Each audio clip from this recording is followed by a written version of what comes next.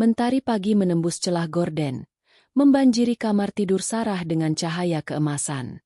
Aroma kopi yang baru diseduh dan roti panggang menyeruak dari dapur. Pertanda Ryan, suaminya, sudah bangun lebih dulu. Sarah tersenyum, meregangkan tubuhnya yang terasa ringan. Hidupnya, bagi Sarah, adalah sebuah kanvas yang dilukis dengan warna-warna paling cerah. Ryan, suaminya, adalah pelengkap sempurna. Mereka bertemu di bangku kuliah. Cinta tumbuh dari diskusi-diskusi panjang di perpustakaan hingga tawa lepas di kantin kampus. 7 tahun pernikahan telah mengukuhkan ikatan mereka, mengisi hari-hari dengan kehangatan, pengertian, dan impian-impian yang mereka rajut bersama. Ryan adalah sosok suami idaman bagi Sarah. Ia tampan dengan senyum menawan yang selalu berhasil meluluhkan hati Sarah, cerdas, dan yang terpenting, sangat perhatian. Setiap pagi, Ryan selalu menyiapkan sarapan. Setiap malam, ia tak pernah absen menanyakan bagaimana hari Sarah berjalan. Mereka sering menghabiskan akhir pekan dengan menjelajahi kota, mencoba restoran baru, atau sekadar meringkuk di sofa sambil menonton film favorit. Sarah merasa seperti memenangkan lotre kehidupan. Ia memiliki segalanya. Karir yang stabil sebagai desainer grafis, rumah mungil yang nyaman, dan seorang suami yang mencintainya tanpa syarat. Namun, di antara semua keindahan itu, ada satu pilar lain yang tak kalah kokoh menopang kebahagiaan Sarah, ibunya, Dewi. Dewi bukanlah ibu biasa. Ia adalah sahabat, penasihat, dan panutan bagi Sarah. Sejak kecil, Sarah selalu melihat Dewi sebagai sosok wanita yang kuat, anggun, dan penuh kasih. Setelah ayahnya meninggal dunia saat Sarah masih remaja, Dewi membesarkannya sendirian, bekerja keras tanpa mengeluh, dan selalu memastikan Sarah mendapatkan pendidikan terbaik dan kasih sayang yang berlimpah. Ikatan mereka lebih dari sekadar ibu dan anak. Mereka adalah belahan jiwa. Sarah sering menghabiskan waktu berjam-jam bercerita tentang kehidupannya, pekerjaan, bahkan hal-hal kecil tentang Ryan, dan Dewi selalu mendengarkan dengan sabar, memberikan nasihat bijak, atau sekadar tawa renyah yang menenangkan. Dewi tinggal tidak jauh dari rumah Sarah, hanya berjarak 10 menit perjalanan.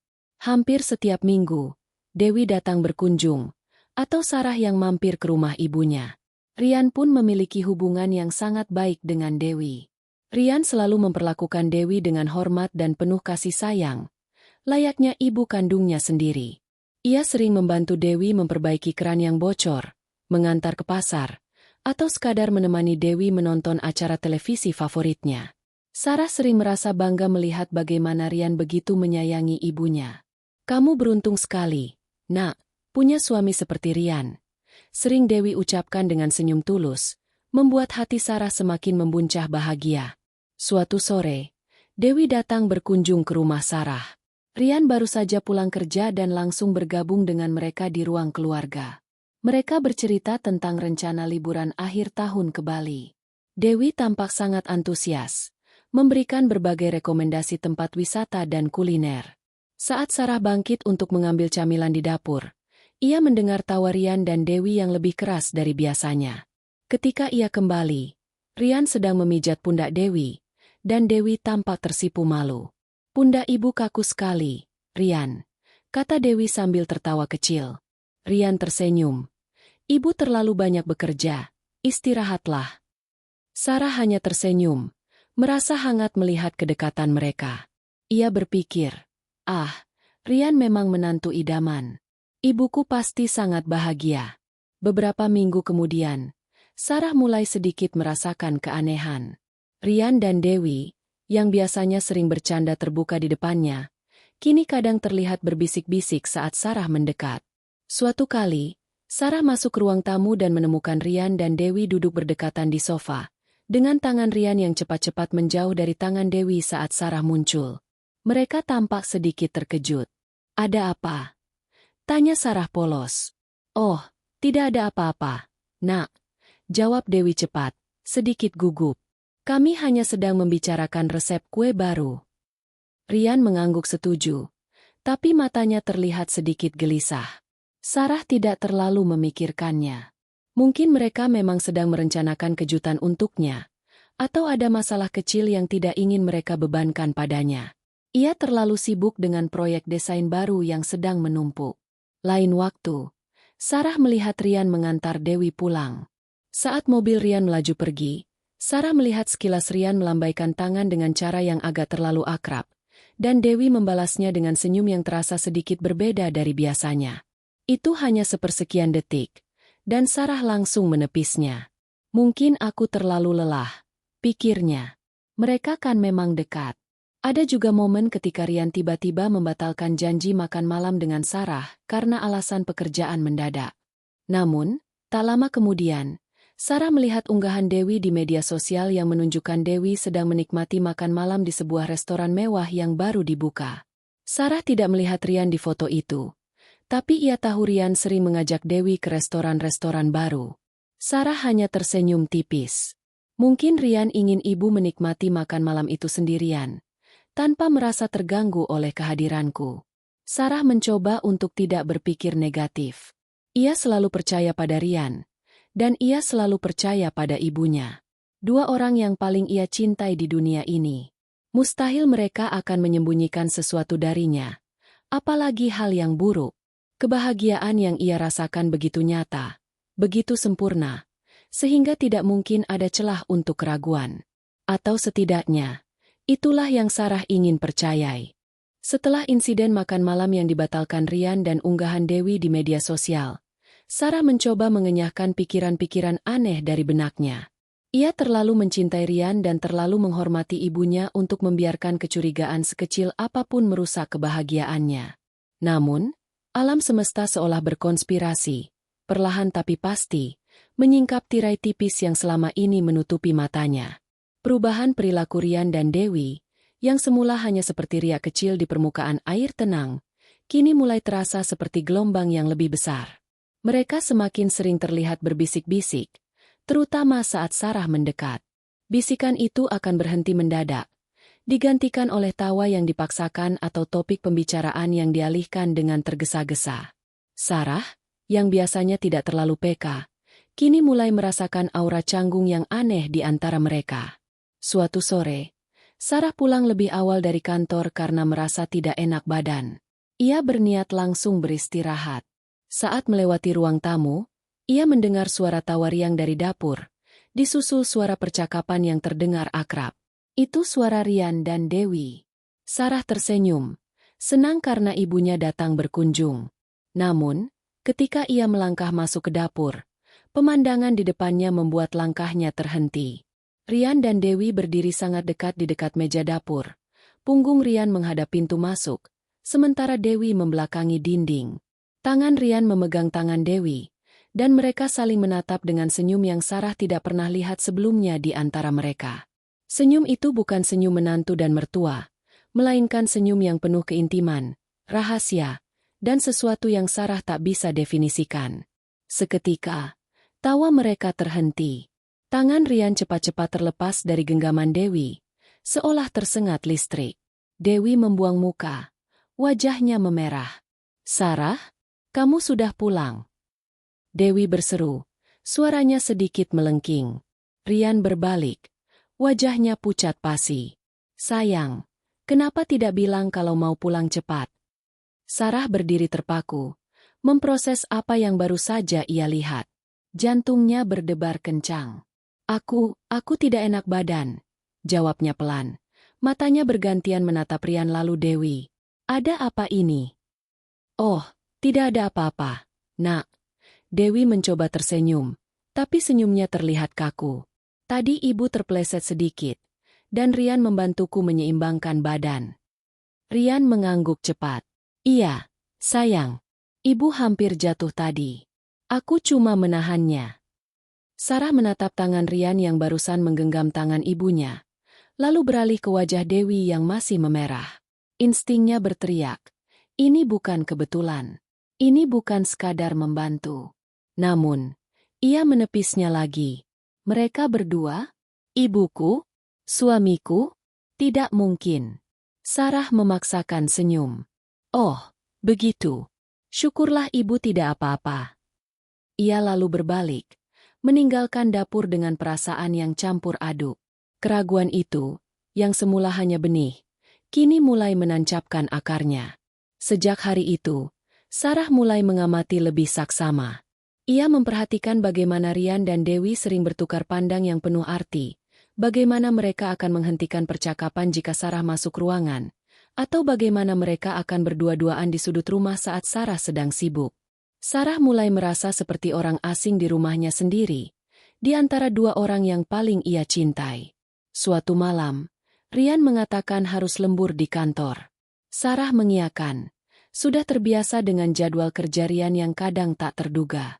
Namun, saat ia iseng memeriksa ponsel Ryan yang tertinggal di meja samping tempat tidur, sebuah notifikasi pesan masuk dari nomor yang tidak ia kenal menarik perhatiannya. Nomor itu tidak tersimpan di kontak Ryan. "Sudah sampai, sayang. Hati-hati di jalan. Aku sudah tidak sabar menunggumu." Sarah merasakan darahnya berdesir dingin. "Sayang. Siapa ini?" Ia mencoba membuka pesan itu, tapi ponsel Ryan terkunci. Rasa penasaran bercampur ketakutan mencengkeramnya. Ia mencoba mencari alasan logis. Mungkin itu pesan dari klien Ryan yang terlalu akrab, atau teman lama yang bercanda. Tapi instingnya mengatakan sebaliknya. Keesokan harinya, Sarah mencoba mencari tahu tentang nomor itu. Ia mengetikkannya di mesin pencari, mencoba aplikasi pelacak nomor, tapi tidak menemukan apa-apa. Rasa gelisah itu terus menghantuinya. Ia ingin bertanya pada Ryan, tapi ia takut dengan apa yang akan ia dengar. Ia takut kebahagiaan semuanya akan runtuh. Beberapa hari kemudian, Sarah dan Ryan diundang makan malam di rumah Dewi. Suasana terasa lebih tegang bagi Sarah. Ia terus mengamati interaksi Ryan dan Dewi. Mereka tampak lebih berhati-hati, tapi Sarah bisa merasakan ketegangan di antara mereka. Saat Dewi pergi ke dapur untuk mengambil hidangan penutup, Ryan mengeluarkan ponselnya. Sarah melihat sekilas Ryan mengetik pesan dengan cepat, lalu menyembunyikannya di balik paha. Tak lama kemudian, ponsel Dewi yang tergeletak di meja bergetar. Dewi yang baru kembali dari dapur mengambil ponselnya. Sarah melihat Dewi membaca pesan itu, dan senyum tipis, hampir tak terlihat, tersungging di bibirnya. Senyum itu penuh rahasia, senyum yang sama seperti yang Sarah lihat di dapur waktu itu. Dewi lalu menatap Ryan sekilas, dan Ryan membalas tatapan itu dengan anggukan kecil. Jantung Sarah berdegup kencang. Apakah itu pesan dari Ryan? Otaknya menolak untuk percaya, tapi hatinya merasakan sakit yang menusuk. Ia mencoba mencari alasan lain. Mungkin mereka sedang membicarakan kejutan ulang tahun untuknya, atau merencanakan sesuatu yang manis. Ya, itu pasti.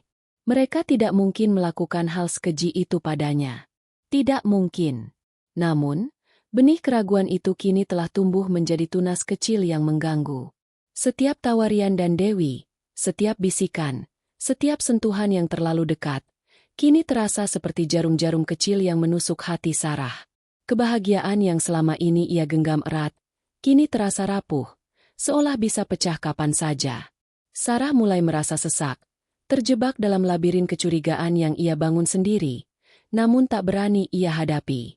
Ia hanya bisa berharap, semua ini hanyalah paranoia belaka, buah dari imajinasinya yang terlalu liar. Kecurigaan adalah racun yang bekerja perlahan, menggerogoti kedamaian dari dalam. Sejak insiden di dapur dan pesan misterius di ponsel Ryan, Sarah merasa seperti hidup dalam kabut. Setiap senyum Ryan terasa seperti topeng, setiap pelukan ibunya terasa hampa. Ia berusaha keras untuk tidak membiarkan pikiran-pikiran buruk menguasai, namun setiap hari, ada saja petunjuk baru yang muncul, seperti serpihan puzzle yang perlahan membentuk gambaran yang mengerikan. Suatu pagi, saat Sarah membantu Ryan menyiapkan pakaian untuk perjalanan dinasnya keluar kota, ia menemukan sebuah kwitansi kecil terselip di saku celana Ryan. Kwitansi itu dari sebuah toko perhiasan mewah yang baru dibuka di pusat kota. Tanggalnya adalah 2 hari yang lalu, saat Ryan mengatakan ia lembur di kantor. Sarah mengerutkan kening. Ryan tidak pernah memberinya hadiah perhiasan tanpa alasan khusus, apalagi secara diam-diam. Dan jika itu untuknya, mengapa disembunyikan? Rasa penasaran bercampur kecemasan mendorongnya untuk melihat lebih dekat. Kwitansi itu mencantumkan pembelian sebuah liontin emas putih dengan inisial D. Darah Sarah seolah berhenti mengalir. D. Siapa? D? Dewi. Ibunya? Tidak mungkin. Pikiran itu terasa begitu absurd, begitu menjijikan, sehingga Sarah langsung menepisnya. Mungkin itu hadiah untuk klien penting, atau untuk rekan kerja. Rian sering memberikan hadiah kecil sebagai bentuk apresiasi. Tapi, mengapa liontin dengan inisial? Dan mengapa dibeli saat ia lembur? Ia melipat kwitansi itu dan memasukkannya kembali ke saku Rian, memutuskan untuk tidak mengungkitnya. Ia takut, sangat takut, akan jawaban yang mungkin ia dapatkan. Beberapa hari setelah Rian pergi dinas, Sarah memutuskan untuk mengunjungi ibunya. Ia ingin menghabiskan waktu bersama Dewi, berharap kedekatan mereka bisa mengusir bayangan-bayangan gelap di benaknya. Saat ia tiba di rumah Dewi, pintu tidak terkunci. Sarah masuk dan menemukan ibunya sedang duduk di sofa ruang tamu, memegang sebuah liontin. Liontin itu berkilauan di bawah cahaya lampu, dan Sarah bisa melihat dengan jelas inisial D terukir di sana. Liontin yang sama persis dengan yang tertera di kwitansi Rian. Jantung Sarah berdebar tak karuan. Ia merasa mual. "Ibu, liontin apa itu?" tanyanya. Suaranya tercekat. Dewi terlonjak kaget. Liontin itu terlepas dari tangannya dan jatuh ke karpet. Wajahnya langsung memucat. "Oh, Sarah, kamu mengagetkan ibu saja. Ini hanya liontin lama ibu." Ia membungkuk cepat untuk mengambilnya. Tangannya sedikit gemetar. "Liontin lama?" Sarah menatap tajam. Tapi ibu tidak pernah punya liontin seperti itu sebelumnya. Dan itu terlihat baru. Dewi menghindari tatapan Sarah.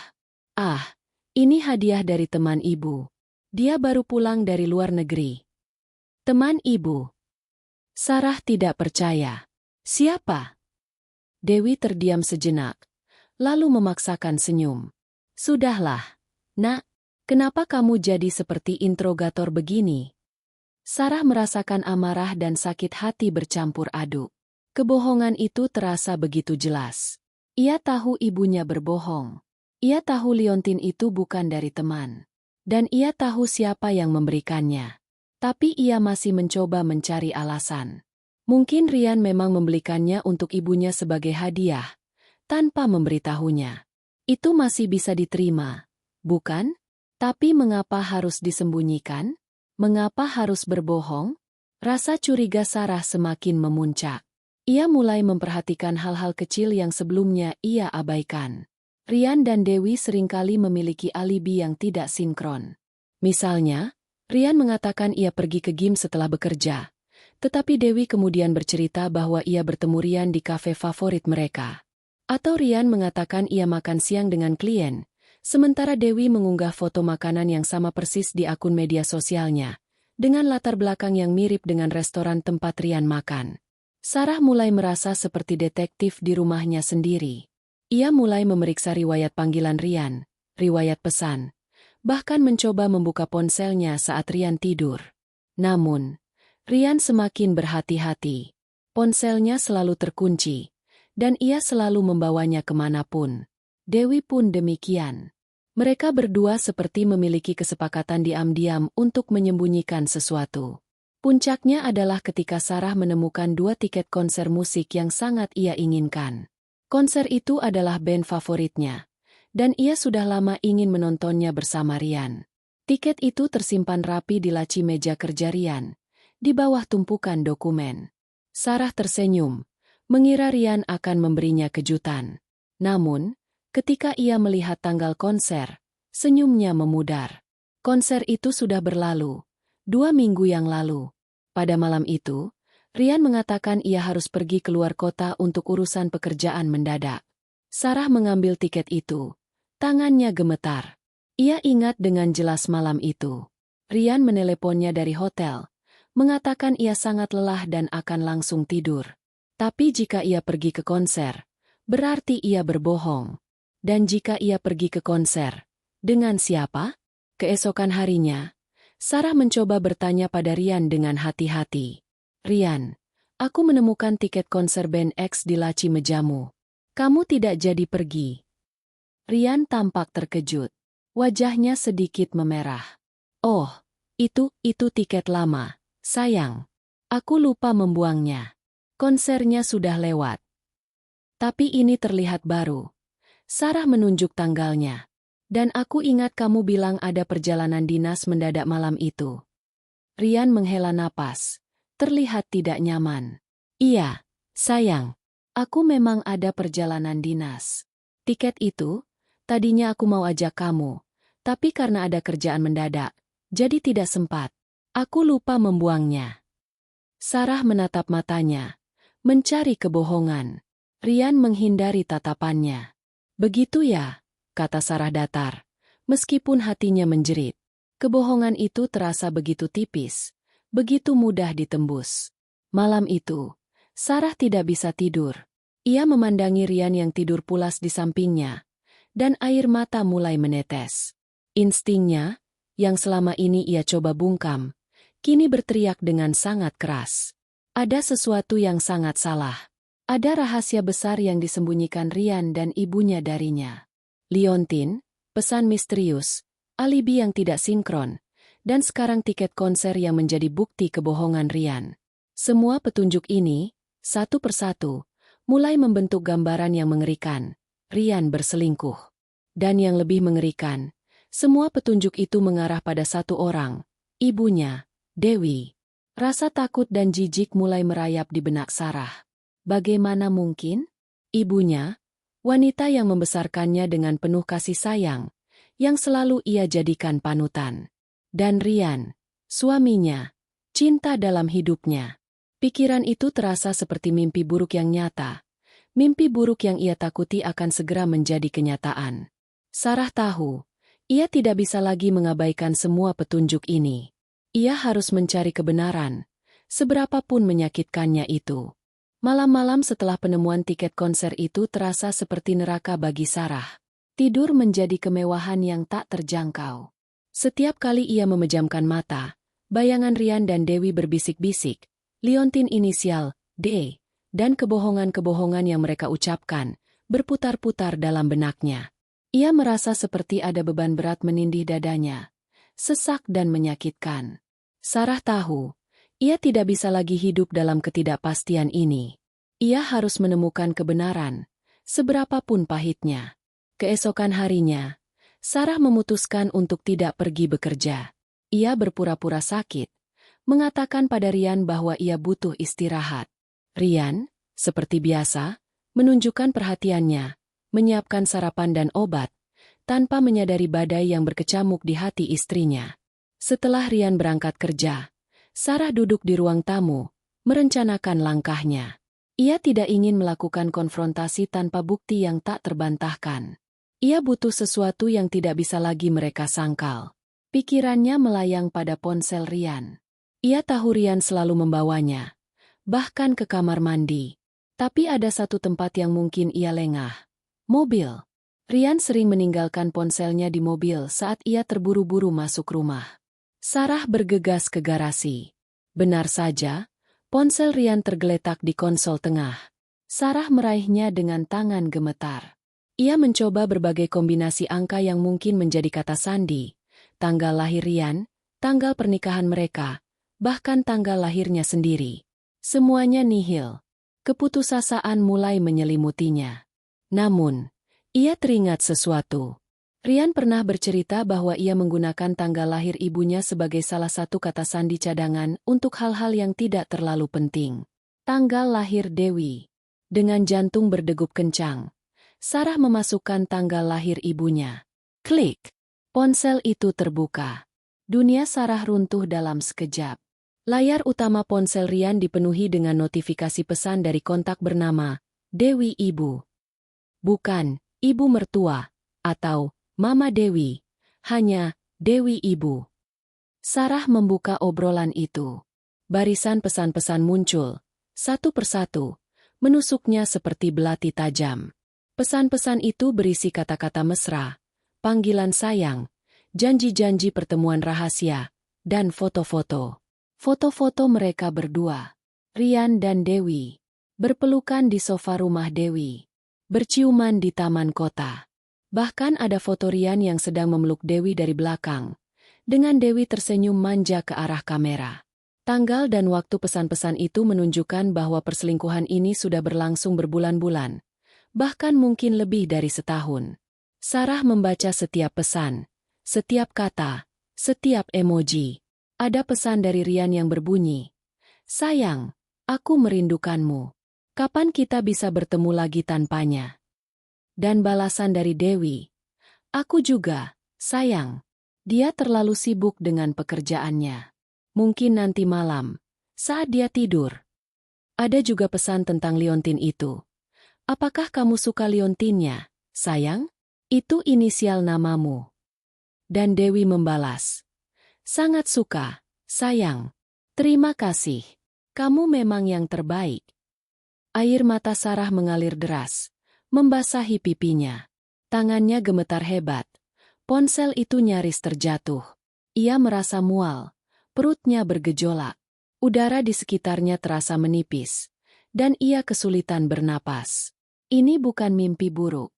Ini nyata. Suaminya, cinta dalam hidupnya, berselingkuh dengan ibunya.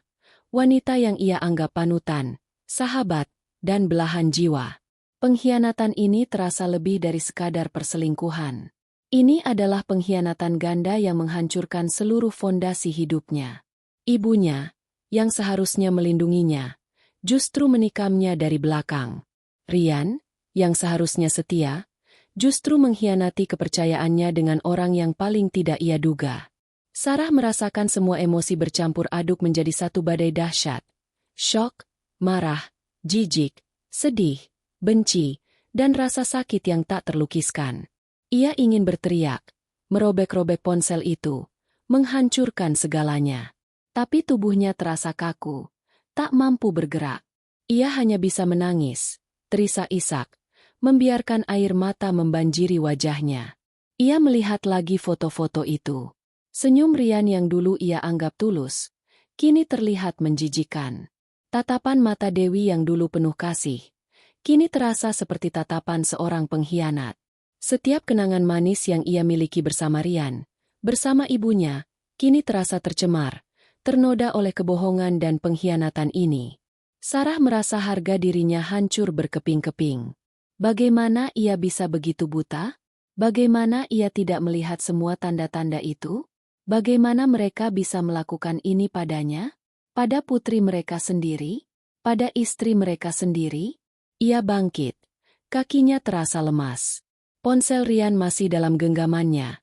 Bukti tak terbantahkan dari kehancuran hidupnya. Ia berjalan gontai ke kamar tidur, ke tempat di mana ia dan Rian berbagi kebahagiaan, ke tempat di mana ibunya sering datang dan tertawa bersama mereka. Kini, semua tempat itu terasa kotor, tercemar oleh rahasia menjijikan ini. Sarah jatuh terduduk di lantai, memeluk lututnya, dan menangis sejadi-jadinya. Tangisannya bukan lagi isakan, melainkan raungan kesakitan yang dalam, meluapkan semua kepedihan, kemarahan, dan keputusasaan yang ia rasakan. Kebahagiaan semu yang ia bangun selama bertahun-tahun telah runtuh dalam sekejap, meninggalkan puing-puing kehancuran dan luka yang menganga lebar. Dunia Sarah tidak akan pernah sama lagi. Matahari telah tergelincir, digantikan oleh kegelapan yang pekat, sama pekatnya dengan hati Sarah. Ponsel Rian, dengan segala bukti kehancuran di dalamnya, masih tergenggam erat di tangannya.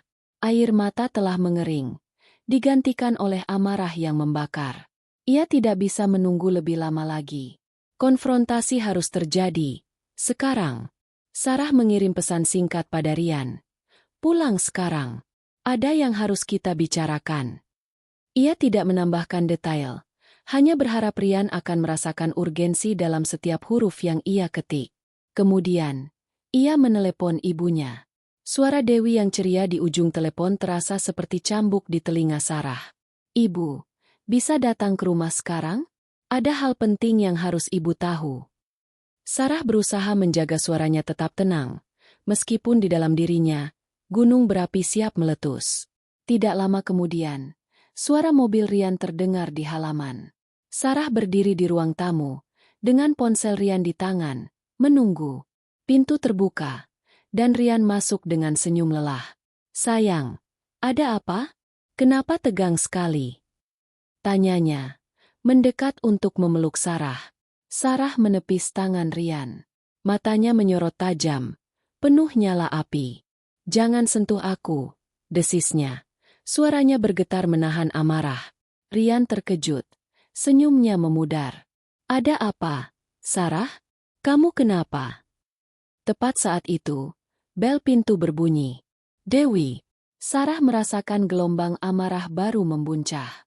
Ia membuka pintu, menatap ibunya dengan tatapan yang belum pernah Dewi lihat sebelumnya. Tatapan penuh luka, pengkhianatan, dan kebencian. Dewi merasa tidak nyaman. "Ada apa, Nak? Kenapa wajahmu seperti itu?" Sarah tidak menjawab. Ia hanya melangkah mundur, membiarkan Dewi masuk. Dewi melihat Rian yang berdiri kaku di tengah ruangan. Wajahnya pucat. Ada ketegangan yang begitu kentara di antara mereka bertiga. "Duduk," perintah Sarah. Suaranya dingin dan tegas. Rian dan Dewi saling pandang, lalu duduk di sofa, dengan jarak yang cukup jauh satu sama lain. Sarah berdiri di depan mereka, memegang ponsel Rian seperti palu keadilan. "Kalian berdua," Sarah memulai, suaranya meninggi. "Kalian pikir aku bodoh? Kalian pikir aku tidak tahu apa-apa?" Rian mencoba bicara. "Sarah, apa yang kamu bicarakan? Aku tidak mengerti." "Tidak mengerti." Sarah tertawa sinis, tawa yang terdengar seperti pecahan kaca. "Baiklah, kalau begitu, biar aku jelaskan." Sarah mengangkat ponsel Rian, membuka galeri foto, dan melemparkannya ke meja di depan mereka. Layar ponsel menampilkan foto Rian yang sedang mencium Dewi di taman. Rian dan Dewi membeku. Wajah mereka langsung memucat pasi. Darah seolah lenyap dari wajah mereka. Dewi menutup mulutnya dengan tangan. Matanya membelalak ketakutan. Rian menunduk. Tidak berani menatap Sarah. "Bagaimana bisa kalian melakukan ini padaku?" Sarah berteriak. Air mata yang ia tahan sejak tadi akhirnya tumpah ruah. "Kalian berdua, suamiku dan ibuku. Ini menjijikan. Ini pengkhianatan paling keji yang pernah ada." Dewi mulai terisak. "Sarah, Nak, Ibu bisa jelaskan." "Jelaskan apa?" Sarah memotongnya. Suaranya pecah. "Jelaskan bagaimana kalian berdua bisa tidur bersama di belakangku? Jelaskan bagaimana kalian bisa berciuman, berpelukan, saling mengirim pesan mesra, sementara aku di sini, percaya pada kalian berdua." Rian mengangkat wajahnya. Matanya merah. "Sarah, maafkan aku. Aku hilaf." "Hilaf?" Sarah melangkah mendekat, menunjuk Rian dengan jari gemetar. "Ini bukan hilaf, Rian. Ini sudah berlangsung berbulan-bulan, bahkan setahun. Aku melihat pesan-pesanmu. Liontin inisial D, itu. Tiket konser itu. Kalian merencanakan ini semua." "Nak, Ibu minta maaf." Dewi merangkak mendekat, mencoba meraih tangan Sarah. Sarah mundur dengan jijik. "Jangan sentuh aku. Jangan berani-beraninya kamu menyentuhku. Ibu, aku tidak punya ibu seperti kamu. Ibu macam apa yang tega merebut suami anaknya sendiri?" Kata-kata itu menusuk Dewi. Ia tersentak, lalu menangis terseduh-seduh. "Ibu tidak bermaksud. Nak, ini terjadi begitu saja." "Terjadi begitu saja." Sarah tertawa pahit. "Kalian pikir aku akan percaya omong kosong itu? Kalian berdua adalah orang yang paling aku percaya di dunia ini. Kalian adalah duniaku. Dan kalian menghancurkannya." Rian akhirnya angkat bicara. Suaranya serak. "Sarah, aku tahu aku salah. Aku sangat menyesal. Aku tidak tahu harus berkata apa." "Tidak tahu harus berkata apa?" Sarah menatap Rian dengan tatapan penuh kebencian. "Aku juga tidak tahu harus berkata apa padamu, Rian. Aku tidak mengenalmu lagi. Kamu bukan Rian yang aku nikahi. Kamu adalah seorang pengkhianat. Adegan itu berubah menjadi kekacauan. Sarah terus meluapkan semua amarah dan rasa sakitnya. Ia melemparkan bantal, memukul sofa, berteriak hingga suaranya serak. Dewi terus menangis, mencoba membela diri dengan alasan-alasan yang terdengar kosong di telinga Sarah. Rian hanya bisa menunduk, sesekali mencoba meminta maaf. Tapi kata-katanya tenggelam dalam badai emosi Sarah. Kalian berdua menjijikan. Sarah akhirnya berteriak. Suaranya nyaris habis. Keluar dari rumahku. Sekarang, aku tidak mau melihat kalian lagi. Dewi mengangkat wajahnya yang basah oleh air mata. Nak, jangan begini. Kita bisa bicarakan ini baik-baik. Tidak ada yang perlu dibicarakan. Sarah menggelengkan kepalanya. Kalian sudah menghancurkan segalanya. Keluarga ini sudah tidak ada. Aku tidak punya suami. Dan aku tidak punya ibu. Rian akhirnya bangkit. Ia tahu tidak ada gunanya membela diri lagi. Sarah, aku akan pergi. Tapi tolong, jangan libatkan ibu. Jangan libatkan ibu. Sarah menatap Rian dengan tatapan tak percaya. Dia adalah bagian dari ini semua. Dia sama bersalahnya denganmu. Rian menghela napas, lalu berjalan menuju pintu. Sebelum ia keluar, ia menatap Sarah dengan tatapan penuh penyesalan. Aku benar-benar minta maaf, Sarah. Sarah hanya membuang muka. Ia tidak ingin melihatnya. Setelah Rian pergi, hanya tersisa Sarah dan Dewi di ruangan itu. Keheningan yang memekakan telinga menyelimuti mereka. Hanya dipecahkan oleh isak tangis Dewi. Ibu, kenapa? Sarah bertanya pelan. Suaranya kini lebih tenang, tapi penuh kepedihan. Kenapa ibu melakukan ini padaku? Aku anak ibu. Dewi mengangkat wajahnya. Air mata membanjiri pipinya. Ibu. Ibu tidak tahu. Nak. Ibu. Ibu hanya merasa kesepian setelah ayahmu tiada. Rian. Rian sangat perhatian. Dia mengisi kekosongan itu. Kekosongan. Sarah menatap ibunya dengan tatapan kosong. Dan kekosongan itu harus diisi dengan merebut suamiku? Apa yang kurang dariku, Bu? Apa yang salah denganku sehingga ibu harus melakukan ini? Dewi menggelengkan kepalanya. Tidak ada yang salah denganmu. Nak, ini salah ibu. Sepenuhnya salah ibu. Namun, bagi Sarah, kata-kata penyesalan itu terasa hampa. Luka yang menganga di hatinya terlalu dalam. Hubungan yang selama ini ia anggap tak tergoyahkan, kini hancur berkeping-keping. Keluarga yang ia banggakan, kini berantakan. Sarah tahu, hidupnya tidak akan pernah sama lagi. Badai emosi ini baru permulaan. Kepergian Rian meninggalkan kekosongan yang dingin di rumah yang dulu hangat. Dewi, setelah tangisan panjang yang tidak lagi menyentuh hati Sarah, akhirnya juga meninggalkan rumah itu dengan langkah gontai. Sarah ditinggalkan sendirian, di tengah puing-puing kepercayaannya yang hancur. Rumah itu, yang semula adalah singgasananya, kini terasa seperti penjara yang mencekiknya. Setiap sudut, setiap rabot, setiap kenangan, kini terasa tercemar oleh bayangan pengkhianatan. Aroma kopi Rian, tawa renyah ibunya, semua berubah menjadi racun yang menusuk indera. Malam itu, Sarah tidak bisa tidur di kamarnya. Ia merasa jijik membayangkan Rian dan ibunya, bersembunyi di balik punggungnya, menodai tempat yang seharusnya sakral bagi cinta mereka. Ia memilih tidur di sofa ruang tamu, meringkuk di bawah selimut tipis, berharap kegelapan bisa menelan semua rasa sakitnya. Namun, kegelapan hanya memperkuat suara-suara di kepalanya, teriakan amarahnya, tangisan Dewi, dan pengakuan Rian. Keesokan paginya, Sarah bangun dengan kepala pusing dan mata bengkak. Ia menatap pantulan dirinya di cermin, melihat seorang wanita yang ia tidak kenali. Wajahnya pucat, matanya cekung, dan ada kehancuran yang terpancar dari sorot matanya. Ini bukan Sarah yang ceria, penuh semangat, dan percaya diri. Ini adalah Sarah yang patah. Dampak langsung dari pengkhianatan ini terasa sangat berat.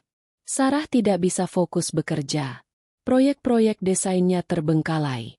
Klien-kliennya mulai mengirim pesan menanyakan kemajuan pekerjaannya. Ia bahkan tidak sanggup mengangkat telepon dari teman-temannya yang mulai khawatir karena ia menghilang. Rasa malu dan harga diri yang hancur membuatnya ingin bersembunyi dari dunia. Beberapa hari kemudian, Sarah memutuskan bahwa ia tidak bisa lagi tinggal di rumah itu.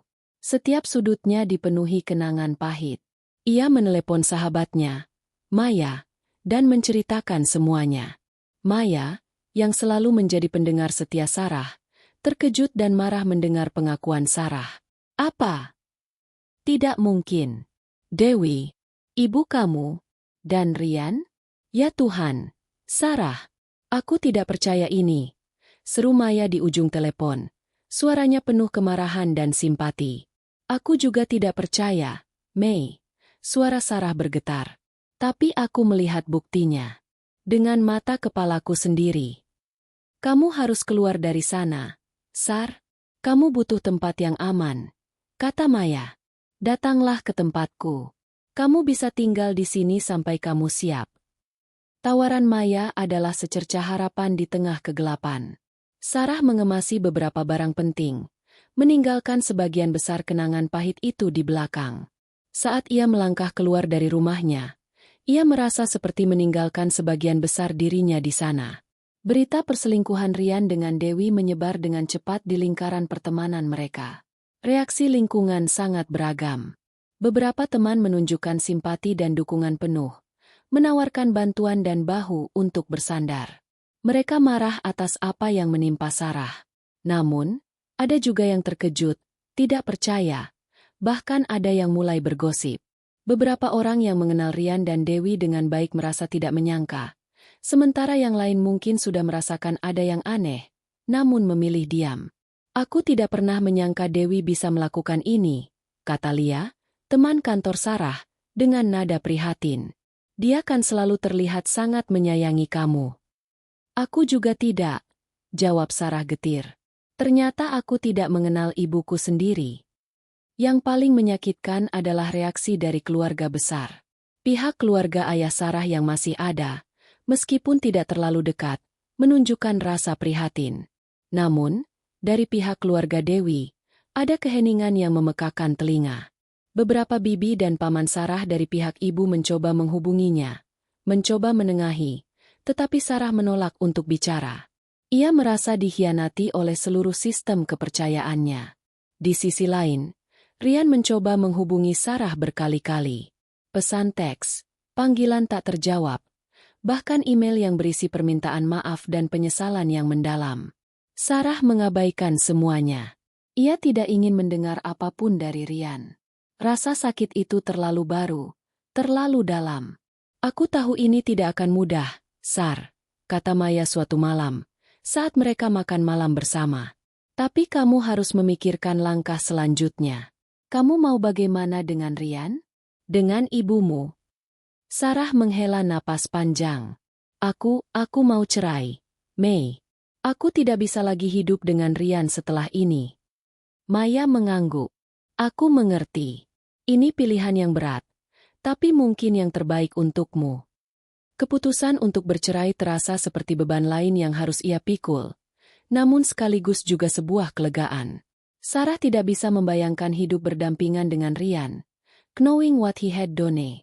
Proses hukum, yang sebelumnya hanya sebuah konsep abstrak, kini menjadi kenyataan yang harus ia hadapi. Ia mulai mencari pengacara, mengumpulkan dokumen-dokumen pernikahan, dan mempersiapkan diri untuk pertempuran yang melelahkan. Setiap langkah dalam proses ini terasa seperti mengorek luka lama. Mengingat kembali janji-janji pernikahan yang kini terasa hampa, memikirkan masa depan yang dulu ia impikan bersama Rian, semuanya terasa menyakitkan. Pembagian aset, rumah yang dulu mereka bangun bersama, kini harus dibagi rata. Semua itu adalah puing-puing dari sebuah kehidupan yang hancur. Sarah juga harus menghadapi kenyataan tentang ibunya. Hubungan mereka, yang dulu begitu erat, kini benar-benar putus. Dewi terus mencoba menghubunginya, mengirim pesan, bahkan datang ke rumah Maya, tapi Sarah menolak untuk bertemu. Ia tidak tahu bagaimana ia bisa memaafkan pengkhianatan sebesar ini. Rasa jijik dan marah masih terlalu kuat. Di tengah semua kekacauan ini, Sarah merasa sangat rapuh. Kepercayaan dirinya hancur. Ia mulai mempertanyakan segalanya. Apakah ia terlalu naif? Apakah ia tidak cukup baik sehingga Ryan dan ibunya mencari kebahagiaan di tempat lain? Pikiran-pikiran negatif ini terus menghantuinya, menggerogoti sisa-sisa harga dirinya. Namun, di balik semua kehancuran itu, ada secercah harapan. Dukungan dari Maya dan beberapa teman dekatnya adalah jangkar yang menahannya agar tidak tenggelam sepenuhnya. Mereka mengingatkannya bahwa ia tidak sendirian, bahwa ia kuat, dan bahwa ia akan melewati ini. Sarah tahu, perjalanan ini akan panjang dan berliku. Ia harus mengumpulkan kembali puing-puing kepercayaannya, sepotong demi sepotong, dan membangun kembali hidupnya dari awal. Hari-hari pertama di rumah Maya terasa seperti berada di dalam gelembung hampa. Sarah menghabiskan sebagian besar waktunya meringkuk di kamar tamu, menatap kosong keluar jendela. Dunia di luar sana terasa asing dan jauh. Ia merasa seperti terputus dari segalanya, terperangkap dalam labirin kesedihan dan keputusasaan yang tak berujung. Setiap pagi, bangun terasa seperti beban yang tak tertahankan. Setiap malam, kegelapan hanya membawa mimpi buruk yang berulang tentang pengkhianatan. Maya adalah malaikat penolongnya. Ia tidak banyak bicara, hanya ada di sana. Ia membawakan makanan, teh hangat, dan membiarkan Sarah menangis di bahunya tanpa menghakimi. Maya tahu, Sarah tidak membutuhkan nasihat saat ini, hanya kehadiran yang menenangkan. Ia membiarkan Sarah melalui fase isolasi dan kesedihan yang mendalam, memahami bahwa proses penyembuhan membutuhkan waktu. Kamu tidak perlu buru-buru, Sar, kata Maya suatu sore, saat Sarah akhirnya mau keluar dari kamar dan duduk di ruang tamu. Ambil saja waktumu. Aku akan selalu ada di sini. Sarah hanya mengangguk. Suaranya masih serak karena terlalu banyak menangis. Ia merasa sangat bersalah karena telah membebani Maya, namun ia juga tahu bahwa tanpa sahabatnya ini, ia mungkin sudah tenggelam dalam kegelapan. Ponsel Sarah terus berdering, dipenuhi pesan dari Ryan dan Dewi. Ryan terus mengirimkan permintaan maaf, janji untuk berubah, dan permohonan agar Sarah memberinya kesempatan kedua. Dewi mengirimkan pesan-pesan penuh penyesalan, mengatakan betapa ia merindukan putrinya dan betapa ia menyesali perbuatannya. Sarah membaca pesan-pesan itu, namun tidak ada satupun yang mampu menembus dinding kemarahan dan rasa sakit yang ia bangun. Setiap kata dari mereka hanya terasa seperti bensin yang menyulut api kemarahannya. Ia memblokir nomor mereka berdua. Ia tidak ingin lagi mendengar suara mereka, melihat nama mereka. Di tengah isolasi ini, Sarah mulai merasakan efek fisik. Ia kehilangan nafsu makan, berat badannya menurun drastis, dan ia sering mengalami sakit kepala hebat. Maya, yang khawatir, akhirnya menyarankan Sarah untuk menemui seorang terapis. Awalnya Sarah menolak, merasa malu dan tidak siap untuk membuka luka-lukanya kepada orang asing. Namun, setelah didesak Maya, ia akhirnya setuju. Sesi pertama dengan terapis, Ibu Rina, terasa sangat berat. Sarah hanya bisa menangis, menceritakan semua yang terjadi tanpa henti. Ibu Rina mendengarkan dengan sabar, tanpa interupsi, tanpa penghakiman. Ia hanya ada di sana, mendengarkan semua kepedihan yang Sarah rasakan. Setelah sesi pertama, Sarah merasa sedikit lebih lega, seperti ada beban yang terangkat dari dadanya. Tidak apa-apa untuk merasa marah, sedih, dan dikhianati. Sarah, kata Ibu Rina dengan lembut, apa yang kamu alami adalah trauma yang sangat besar. Izinkan dirimu merasakan semua emosi itu.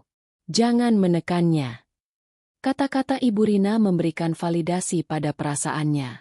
Sarah mulai rutin menjalani terapi, dan perlahan, ia mulai bisa berbicara lebih terbuka tentang rasa sakitnya, tentang pengkhianatan yang ia alami, dan tentang bagaimana ia merasa harga dirinya hancur. Dukungan tak terduga juga datang dari beberapa rekan kerjanya. Mereka mendengar kabar tentang perceraiannya, meskipun detailnya tidak sepenuhnya mereka ketahui. Mereka mengirimkan pesan dukungan, menawarkan bantuan jika Sarah membutuhkan, dan menunjukkan pengertian saat Sarah masih kesulitan fokus pada pekerjaannya. Bos Sarah bahkan memberikan cuti tambahan, mengatakan bahwa kesehatan mentalnya adalah prioritas utama. Kami tahu kamu sedang melewati masa sulit, Sarah, kata Pak Budi, bosnya. Ambil saja waktu yang kamu butuhkan. Kami akan mendukungmu. Kebaikan dari orang-orang di sekitarnya ini adalah obat yang perlahan menyembuhkan. Sarah mulai menyadari bahwa ia tidak sendirian. Ada orang-orang yang peduli padanya, yang mendukungnya, dan yang ingin melihatnya bangkit kembali. Perlahan tapi pasti, Sarah mulai mencari cara untuk bangkit. Ibu Rina menyarankan agar Sarah mencoba menemukan kembali hal-hal yang dulu ia nikmati. Sarah teringat hobinya melukis. Dulu, melukis adalah caranya untuk melarikan diri dari stres dan mengekspresikan diri. Setelah bertahun-tahun sibuk dengan pekerjaan dan rumah tangga, ia telah melupakan kesenangan itu. Maya membantu Sarah membeli kanvas baru, cat, dan kuas. Awalnya, Sarah hanya menatap kosong pada kanvas putih. Ia tidak tahu harus melukis apa. Namun, perlahan, tangannya mulai bergerak. Ia melukis badai, warna-warna gelap yang mencerminkan kekacauan di hatinya. Tapi kemudian, ia menambahkan sentuhan warna-warna cerah, seperti secercah harapan yang mulai muncul. Melukis menjadi terapi baru bagi Sarah. Setiap sapuan kuas adalah pelepasan emosi. Ia tidak peduli apakah lukisannya bagus atau tidak. Yang penting, ia bisa mengekspresikan apa yang ia rasakan. Selain melukis, Sarah juga mulai kembali berolahraga. Ia bergabung dengan kelas yoga, mencoba menenangkan pikirannya melalui gerakan dan pernapasan. Setiap kali ia berhasil melakukan pose yang sulit, ia merasakan sedikit kekuatan kembali dalam dirinya. Fokus pada pekerjaannya juga mulai membaik. Sarah mulai mengambil proyek-proyek kecil, mencoba membangun kembali portofolionya. Ia menyadari bahwa pekerjaannya adalah salah satu hal yang bisa memberinya rasa kontrol dan tujuan di tengah kekacauan hidupnya. Proses perceraian berjalan lambat dan menyakitkan. Namun Sarah berusaha menghadapinya dengan kepala tegak. Ia tidak lagi menghindari panggilan dari pengacaranya. Ia menghadiri setiap pertemuan, memberikan kesaksian, dan berjuang untuk hak-haknya. Setiap langkah dalam proses ini adalah pengingat akan pengkhianatan yang ia alami, namun juga merupakan langkah maju menuju kebebasan. Meskipun luka itu masih menganga, Sarah mulai merasakan adanya perubahan dalam dirinya. Ia tidak lagi menangis setiap hari. Ia mulai bisa tersenyum lagi, meskipun senyumnya masih terasa pahit. Ia mulai bisa makan dengan normal. Ia mulai bisa tidur lebih nyenyak. Proses pemulihan ini memang panjang dan berliku, penuh dengan pasang surut. Ada hari-hari di mana ia merasa kuat, dan ada hari-hari di mana ia merasa ingin menyerah. Namun, ia terus berjuang. Ia tahu, ia harus bangkit, bukan hanya untuk dirinya sendiri, tetapi juga untuk membuktikan bahwa ia bisa melewati badai ini. Ia sedang mencari kekuatannya kembali, sepotong demi sepotong, di tengah puing-puing kehidupannya yang hancur. Proses perceraian Sarah dan Rian bagaikan medan perang yang sunyi. Tidak ada teriakan atau amarah yang meledak-ledak di ruang sidang, hanya formalitas hukum yang dingin dan memuakan. Setiap sesi adalah pengingat akan janji-janji yang telah dilanggar, mimpi-mimpi yang telah dihancurkan. Rian, didampingi pengacaranya, tampak lebih kurus dan lesu. Ia sesekali mencoba menatap Sarah, namun Sarah selalu membuang muka. Ia tidak ingin melihat penyesalan di mata Rian, karena ia tahu penyesalan itu tidak akan pernah bisa menghapus luka yang menganga di hatinya. Keputusan untuk bercerai adalah keputusan paling sulit yang pernah Sarah ambil, namun ia tahu itu adalah satu-satunya jalan. Ia tidak bisa lagi hidup berdampingan dengan bayangan pengkhianatan itu. Rumah yang dulu mereka bangun bersama, kini menjadi bagian dari aset yang harus dibagi. Setiap perabot, setiap sudut, menyimpan kenangan yang kini terasa pahit. Sarah memilih untuk tidak mengambil banyak barang dari rumah itu. Ia hanya ingin memulai hidup baru, tanpa jejak masa lalu yang menyakitkan. Di sisi lain, Sarah juga harus menghadapi keputusan besar terkait hubungannya dengan ibunya, Dewi. Setelah konfrontasi itu, Dewi terus-menerus mencoba menghubungi Sarah. Pesan-pesan yang berisi permohonan maaf, penyesalan, dan janji untuk berubah terus membanjiri ponsel Sarah, meskipun Sarah sudah memblokir nomornya. Dewi bahkan beberapa kali datang ke rumah Maya, mencoba bertemu Sarah. "Sarah, nak, ibu mohon beri ibu kesempatan untuk menjelaskan," pinta Dewi suatu hari, saat ia berhasil mencegat Sarah di depan rumah Maya. Wajahnya tampak lelah dan dipenuhi kesedihan. Sarah menatap ibunya dengan tatapan kosong. "Tidak ada yang perlu dijelaskan, Bu. Semuanya sudah jelas." "Tapi nak, ibu menyesal. Ibu tidak tahu kenapa ibu bisa melakukan itu." Dewi terisak. "Ibu sangat mencintaimu. Nak, ibu tidak mau kehilanganmu." Hati Sarah mencelos, namun ia mengeraskan hatinya. "Ibu sudah kehilangan aku, Bu. Sejak ibu memilih Rian." Sarah berbalik dan masuk ke dalam rumah Maya, meninggalkan Dewi yang terduduk lemas di teras. Perjuangan internal Sarah sangat berat. Ada bagian dari dirinya yang merindukan ibunya, merindukan kedekatan yang dulu mereka miliki. Namun, ada bagian lain yang dipenuhi amarah dan rasa jijik yang tak tertahankan. Bagaimana ia bisa memaafkan pengkhianatan sebesar ini? Bagaimana ia bisa mempercayai ibunya lagi setelah semua kebohongan itu?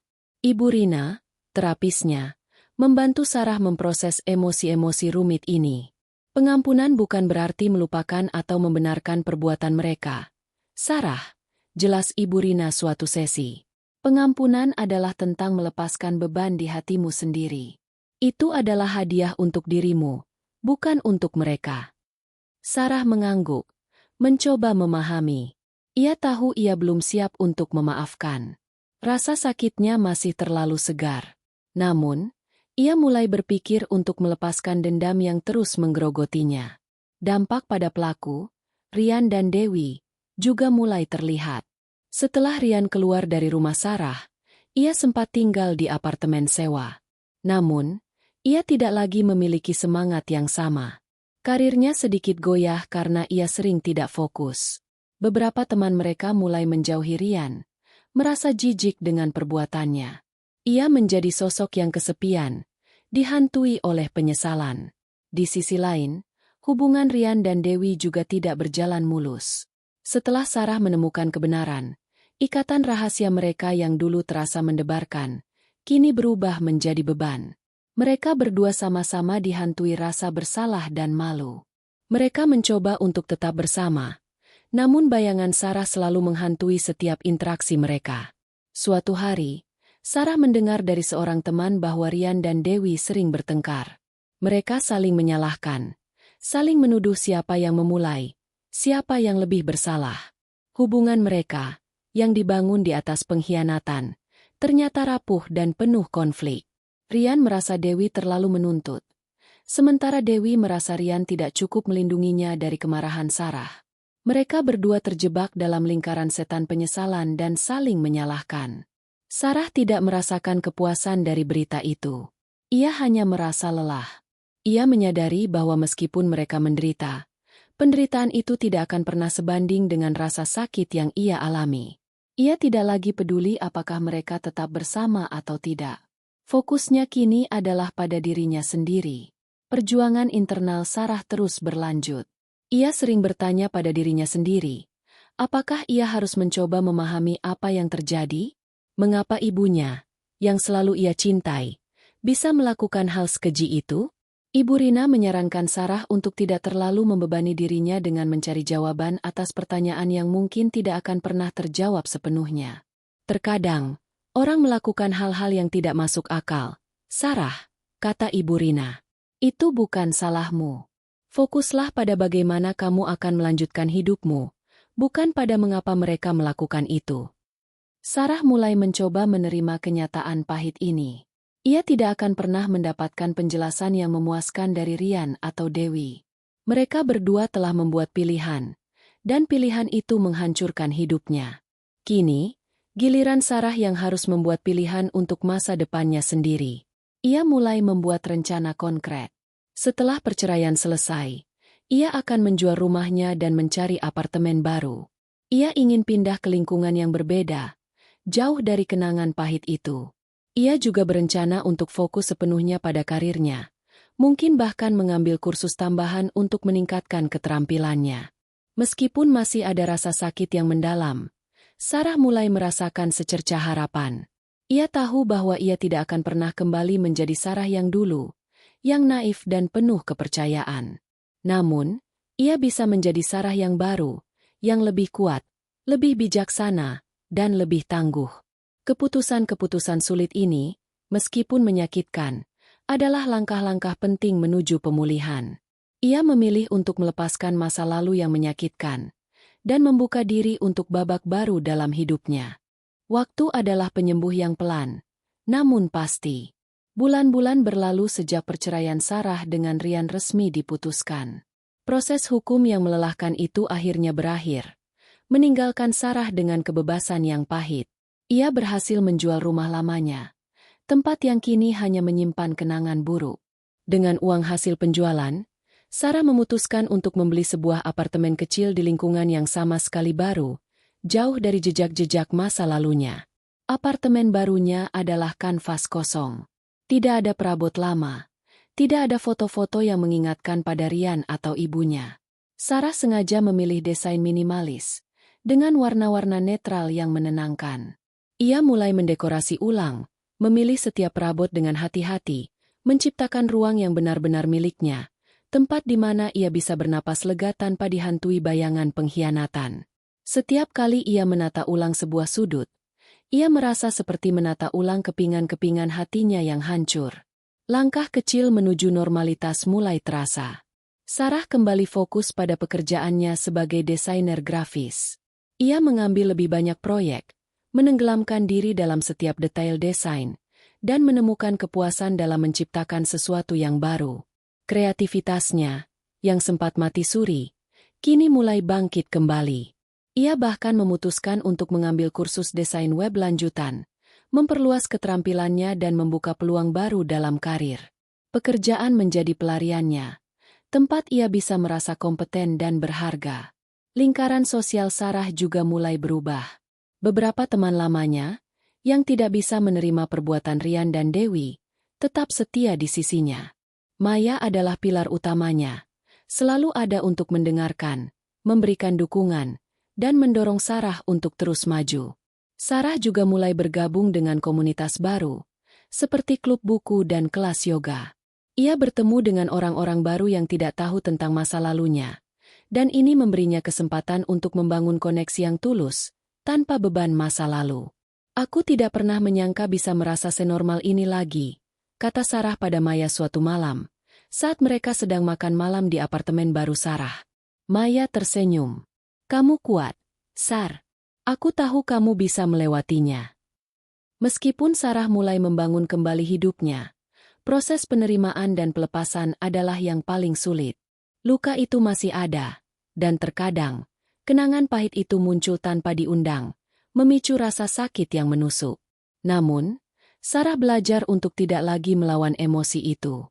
Ia membiarkan dirinya merasakan kesedihan, kemarahan, atau bahkan rasa rindu yang sesekali muncul, lalu melepaskannya. Ibu Rina, terapisnya, memainkan peran penting dalam perjalanan ini.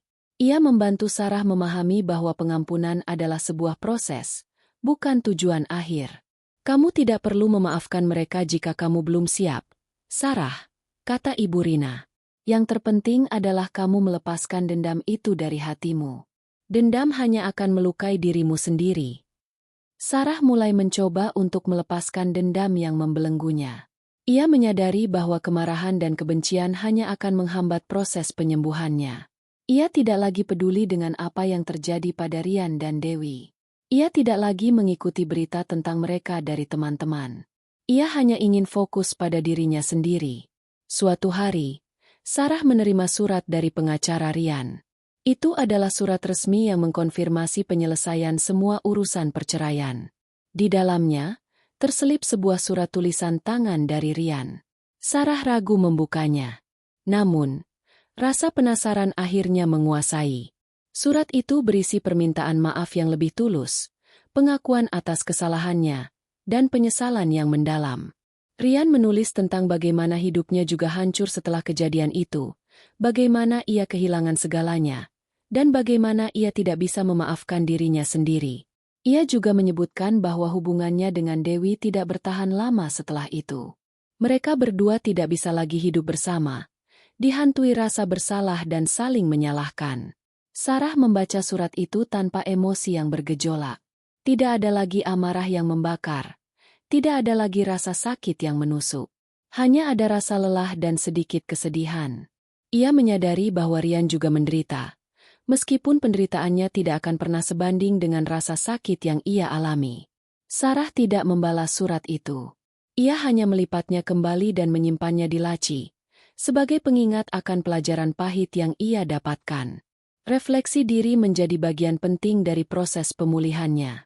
Sarah sering menghabiskan waktu sendirian, merenungkan apa yang telah terjadi. Ia mulai memahami dinamika hubungan yang rumit, baik dengan Rian maupun dengan ibunya. Ia menyadari bahwa ia mungkin terlalu naif, terlalu percaya, dan terlalu mengabaikan tanda-tanda peringatan. Namun, ia juga menyadari bahwa itu bukan salahnya. Ia adalah korban dari pengkhianatan, bukan penyebabnya. Ia belajar tentang kekuatan dirinya sendiri. Ia telah melewati badai yang paling dahsyat dalam hidupnya, dan ia berhasil bertahan. Ia telah kehilangan segalanya, namun ia berhasil membangun kembali dirinya dari nol. Ia telah terluka parah, namun ia berhasil menyembuhkan dirinya sendiri. Sarah tahu bahwa luka itu mungkin tidak akan pernah hilang sepenuhnya. Akan selalu ada bekas luka yang mengingatkannya pada masa lalu. Namun, ia tidak lagi membiarkan luka itu mendefinisikan dirinya. Ia telah belajar untuk hidup berdampingan dengan rasa sakit itu, mengubahnya menjadi kekuatan dan kebijaksanaan. Ia adalah penyintas, seorang wanita yang telah melalui neraka dan kembali dengan kekuatan baru. Jalan menuju pemulihan memang panjang, namun Sarah telah menemukan jalannya, dan ia melangkah maju dengan kepala tegak, siap untuk babak baru dalam hidupnya. 2 tahun telah berlalu sejak badai itu menerjang kehidupan Sarah. Apartemen barunya kini benar-benar terasa seperti rumah, dipenuhi dengan karya seninya sendiri yang terpajang di dinding, buku-buku yang ia baca, dan aroma kopi yang selalu menemaninya di pagi hari. Sarah tidak lagi merasa seperti puing-puing yang hancur. Ia adalah seorang wanita yang telah melewati api, dan dari abu itu, ia bangkit kembali, lebih kuat dan lebih bijaksana. Kehidupannya kini stabil dan penuh makna. Karirnya sebagai desainer grafis berkembang pesat. Ia telah berhasil menyelesaikan kursus desain web lanjutan dan kini menjadi seorang spesialis UI UX yang dicari. Proyek-proyek besar berdatangan, dan ia menemukan kepuasan luar biasa dalam setiap tantangan kreatif. Ia bahkan mulai berencana untuk membuka studio desainnya sendiri, sebuah impian yang dulu terasa mustahil. Lingkaran pertemanannya semakin solid. Maya tetap menjadi sahabat setianya, selalu ada dalam suka dan duka. Sarah juga telah menjalin pertemanan baru dari komunitas yoga dan klub buku. Mereka adalah orang-orang yang positif, yang menginspirasinya untuk terus tumbuh dan berkembang. Ia tidak lagi merasa perlu menyembunyikan masa lalunya, namun ia juga tidak membiarkannya mendefinisikan dirinya. Ia berbagi kisahnya dengan hati-hati, hanya dengan orang-orang yang ia percaya, dan menemukan kekuatan dalam kerentanan itu. Hubungannya dengan Rian dan Dewi telah berubah secara drastis. Setelah menerima surat dari Rian, Sarah tidak pernah lagi menghubunginya. Ia mendengar kabar dari teman-teman bahwa Rian telah pindah ke kota lain, mencoba memulai hidup baru. Sarah tidak lagi merasakan amarah atau kebencian terhadapnya, hanya rasa kasihan yang samar. Ia berharap Rian bisa menemukan kedamaian, sama seperti ia telah menemukannya. Dengan ibunya, Dewi, hubungan mereka masih terputus. Dewi terus mencoba menghubungi Sarah selama beberapa bulan setelah perceraian, namun Sarah tidak pernah merespons. Perlahan, upaya Dewi mulai mereda. Sarah tahu ibunya juga menderita, namun luka yang ditorehkan terlalu dalam untuk bisa disembuhkan dengan mudah. Ia tidak lagi merasakan amarah yang membakar, hanya kesedihan yang mendalam atas kehilangan hubungan yang dulu begitu berharga. Ia telah mencapai titik di mana ia bisa menerima kenyataan ini, meskipun tidak ada rekonsiliasi. Ia tahu bahwa untuk saat ini, menjaga jarak adalah yang terbaik untuk kesehatan mentalnya sendiri. Mungkin suatu hari nanti, di masa depan yang jauh, ada kemungkinan untuk berdamai, tetapi bukan sekarang. Sarah telah menemukan kedamaian batin. Ia tidak lagi mencari kebahagiaan dari orang lain, melainkan dari dalam dirinya sendiri. Ia belajar untuk mencintai dirinya sendiri, dengan segala luka dan kekurangannya. Ia menghabiskan waktu dengan melakukan hal-hal yang ia nikmati, melukis, membaca, yoga, dan menjelajahi tempat-tempat baru.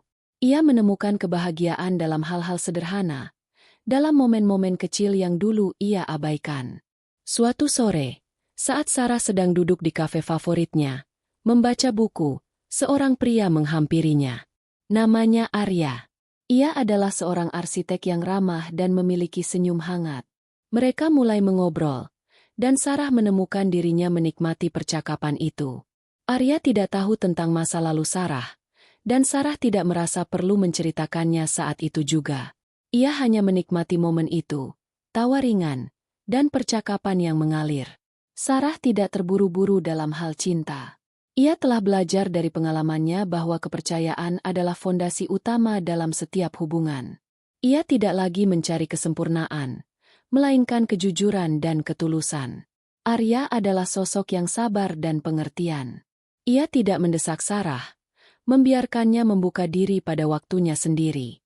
Sarah tidak tahu apakah hubungan ini akan berkembang menjadi sesuatu yang serius, tetapi ia merasa nyaman dan bahagia dengan kehadirannya. Ini adalah babak baru, sebuah kesempatan untuk memulai kembali, dengan hati yang lebih bijaksana dan lebih kuat. Sarah menatap keluar jendela apartemennya, melihat gemerlap lampu kota di malam hari. Ia telah melalui badai yang mengerikan, namun ia berhasil bertahan. Ia telah kehilangan segalanya, namun ia menemukan kembali dirinya sendiri. Ia adalah penyintas, seorang wanita yang telah belajar bahwa meskipun hidup bisa melemparkan tantangan terberat, ia memiliki kekuatan untuk bangkit kembali. Masa lalu adalah bagian dari kisahnya, tetapi itu tidak mendefinisikan masa depannya. Sarah tersenyum, menatap ke depan dengan harapan yang baru, siap untuk menulis babak baru dalam kehidupannya yang penuh makna.